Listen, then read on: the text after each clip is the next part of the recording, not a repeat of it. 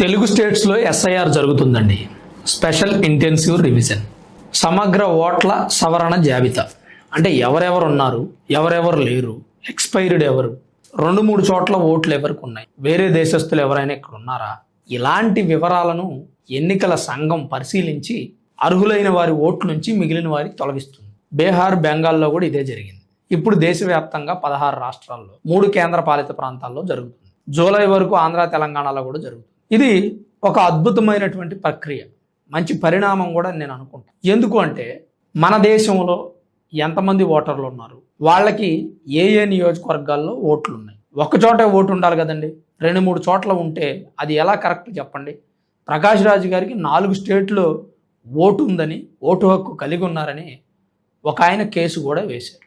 ఇప్పుడు ఆ కేసు నడుస్తుంది. ఈ కేసు విచారణకి హాజరవ్వకపోతే ప్రకాష్ రాజ్ గారిని అరెస్ట్ కూడా చేస్తారు. అరెస్ట్ వారెంట్ కూడా జారీ చేశారు. ఈ పరిస్థితి ఎలా ఉంది ఒకసారి చూడండి. ఒక వ్యక్తి 4 చోట్ల ఓట్లు కలిగి ఉండడం ఏంటి? భారతదేశ రాజ్యాంగం ప్రకారం అది తప్పే కదా, నేరమే కదా.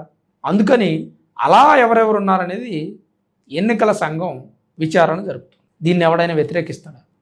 దీన్ని ఎవడైనా వ్యతిరేకిస్తాడు. కానీ వ్యతిరేకిస్తున్నారు ఎవరో తెలుసా? కాంగ్రెస్ పార్టీ వాళ్ళు, సిపిఐ సిపిఎం పార్టీ వాళ్ళు, టీఎంసీ పార్టీ వాళ్ళు, మొన్నటి వరకు డిఎంకే పార్టీ వాళ్ళు. ఆ ఎన్డీ కూటమిలో భాగమైన వాళ్ళు అనుకోవచ్చు. హైదరాబాద్లో ర్యాలీ చేస్తున్నారండి, ఎస్ఐఆర్ ఆపమని, ఎస్ఐఆర్కి వ్యతిరేకంగా.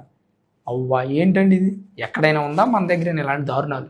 ఎస్ఐఆర్ జరిపితే మంచిదే, ఓట్లు తొలగించడం అనే మ్యాటర్ ఏదైతే ఉందో అది బీజేపీ పార్టీకి నష్టమే, మిగిలిన పార్టీలకి నష్టమే. ఎందుకు అంటే ఒక నియోజకవర్గంలో 100 ఓట్లు ఉన్నాయి అనుకోండి, అందులో ఒక 25 ఓట్లు వెళ్ళిపోయినాయి అనుకోండి. ఎస్ఐఆర్ ద్వారా 75 ఓట్లు ఉంటాయి. ఆ వెళ్ళిపోయిన 25 ఓట్లలో బీజేపీ పార్టీ ఓటర్లు ఉండొచ్చు, కాంగ్రెస్ పార్టీ ఓటర్లు ఉండొచ్చు. అయినా బీజేపీ పార్టీ వాళ్ళు కేంద్రంలో అధికారంలో ఉన్నారు కాబట్టి ఎస్ఐఆర్ని సమర్థిస్తున్నారు, ఎన్నికల సంఘాన్ని సమర్థిస్తున్నారు. ఎందుకు అంటే ఎన్నికల సంఘం అనేది రాజ్యాంగపరమైనటువంటి ఒక స్వతంత్ర వ్యవస్థ.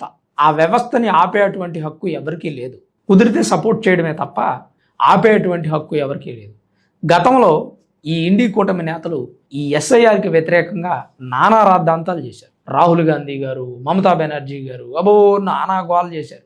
అయినా ఎస్ఐఆర్ ఆగిందా? ఎస్ఐఆర్లో ఎన్ని ఓట్లు తొలగించబడ్డాయి ఒక్కసారి చూడండి. తెలుగునాట అంటే ఆంధ్రప్రదేశ్, తెలంగాణలో బహుశా అంతమంది అక్రమ వలసదారులు ఉండకపోవచ్చు, బెంగాల్లో ఉన్నంతమంది, కానీ ఉన్నారు. వాళ్ళని కూడా బయటికి లాగాలి కదా. అలానే తెలంగాణలో, ఆంధ్రాలో 2 చోట్ల ఓట్లు కలిగిన వాళ్ళు కూడా ఉన్నారు. మీకు కూడా తెలిసే ఉంటుంది ఈ విషయం. కొంతమంది వ్యక్తులు మన చుట్టుపక్కల ఉన్న వాళ్ళకి తెలంగాణలో, ఆంధ్రాలో కూడా ఓటు. వాళ్ళు ఏం చేస్తారంటే ఆంధ్రాలో ఓటేసి తెలంగాణలో మరో రోజు కాబట్టి ఓటు అక్కడికి వెళ్ళి ఓటేస్తారు. ఈ సిచ్యువేషన్ నాకు ఎదురైంది, నేను చూసా. మీలో ఎవరైనా చూసి ఉంటుంటారు. చూస్తే కనుక మీకు అనుభవం ఉంటే తప్పకుండా కామెంట్ చేయండి. అయితే ఇలా ఓట్లు కలిగి ఉండి మరి ఒక రాజకీయ పార్టీకి కొమ్ము కాస్తూ అక్రమంగా ఓట్లు ఉన్నటువంటి వ్యక్తులను ఏం చేద్దాం? దీని అన్నిటి మీద విచారణ జరపాలి. ఒక మాట మనలో మనం మాట్లాడుకుందాం. గతంలో ఒకే ఓటర్ 4 చోట్ల ఓటేసింది అని ఆరోపించినటువంటి కాంగ్రెస్ పార్టీ మరి ఎన్నికల సంఘం ఎస్ఐఆర్ చేపట్టి అలా ఓట్లు వేసే వాళ్ళ అంతు తేలుస్తుంటే, వాళ్ళ డేటా బయటికి లాగుతుంటే ఎందుకు వ్యతిరేకిస్తున్నారు? అని మీరు చెప్పిందే కదా ఇది. 4 చోట్ల ఓటు ఉంది, ఈమెకు అక్కడ ఓటు ఉంది, ఈ స్టేట్లో ఓటు ఉంది, ఆ స్టేట్లో ఓటు ఉంది, ఆ బూత్లో ఓటేసింది, ఈ బూత్లో ఓటేసింది. ఒక దంపతులకి 16 చోట్ల ఓటు ఉందని కాంగ్రెస్ పార్టీ ఆరోపించింది. బీజేపీ పార్టీ కాదని చెప్పి కొట్టిపారేసింది. ఎన్నికల సంఘం చెక్ చేస్తే అది ఫేక్ అని తెలిసింది. మీడియా వాళ్ళు వెళ్ళి మాట్లాడితే కూడా అది ఫేక్ అని తెలిసింది. సరే, అది ఫేక్ అయినా నిజమైనా అసలు ఒక వ్యక్తి ఒక చోట కంటే ఎక్కువ చోట్ల ఓట్లు కలిగి ఉంటే నేరం. దానిని అమలు చేస్తోంది ఎన్నికల సంఘం, సపోర్ట్ చేస్తోంది బీజేపీ, వ్యతిరేకిస్తోంది కాంగ్రెస్ మిత్రపక్షాలు. ఇది ఎంతవరకు కరెక్ట్ అంటారు? అంటే ఎక్కువ చోట్ల ఓట్లు కలిగి ఉండడం మంచిదే అని అంటున్నారా కాంగ్రెస్ పార్టీ వాళ్ళు?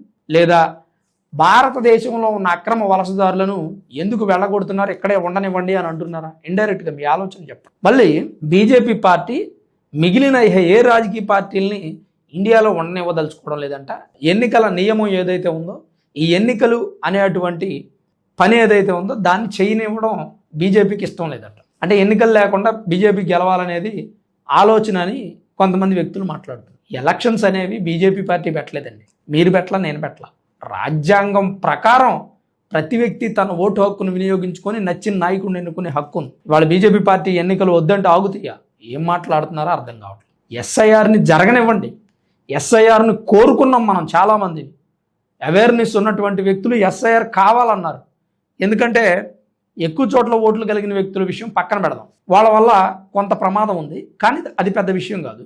అది మన దేశంలోకి సంబంధించినటువంటి విషయం, అది కూడా తర్వాత మాట్లాడదాం. కానీ అక్రమ వలసదారులు మన దేశంలో ఉంటే వారికి ఓటు హక్కు కల్పిస్తే, వారిని మనం పెంచి పోషిస్తుంటే మన దేశ ఆర్థిక వ్యవస్థ వెనకబడిపోతుంది, కుంటుపడిపోతుంది. అలాంటప్పుడు విదేశీయులు మన దేశంలో ఎలాంటి డాక్యుమెంట్స్ లేకుండా ఎలా ఉండగలుగుతారు? అలా ఉండాలి అంటే మనం వేరే దేశంలో ఉండగలమా, ఉండనిస్తారా అనేది ఒక్కసారి చెక్ చేసుకొని ప్రపంచ దేశాల్లో ఉన్నటువంటి రూల్స్ని తెలుసుకొని, మన దేశంలో ఇంకా విదేశీయులకి స్వేచ్ఛ ఉంది, దానిని దుర్వినియోగం చేస్తున్నారు కొంతమంది వ్యక్తులు. ఆ స్వేచ్ఛని ఇవ్వొద్దని నేను అనట్లా, ఇవ్వాలి, కానీ ఎలా ఇవ్వాలి? అన్ని అంగీకార పత్రాలతో ఇవ్వాలి. బంగ్లాదేశ్, పాకిస్తాన్, మయన్మార్, టిబెట్ నుంచి మన దేశానికి వచ్చి ఇక్కడేదో అత్తగారి ఇల్లు ఉందని చెప్పి తినేసి పడుకుంటాం, నిద్రపోతాం, క్రైమ్ను పెంచుతాం, సోమరిపోతుల్లాగా తయారవుతూ అంటే నిరుద్యోగం పెరిగిపోదు, ఉపాధి ఉద్యోగ అవకాశాలు తగ్గిపోవు. ఇట్లన్నింటి మీద దృష్టి పెట్టండి. ఎస్ఐఆర్ని వ్యతిరేకించే ప్రతి నాయకుడు తెలుసుకోవాల్సినటువంటి అంశం. మరి ఎస్ఐఆర్ని వ్యతిరేకిస్తున్న కాంగ్రెస్ మిత్రపక్ష పార్టీల గురించి మీ అభిప్రాయం ఏంటి? తప్పకుండా కామెంట్ రూపంలో రాయండి. Thanks for watching this video. This is Ram signing off sunburn studios.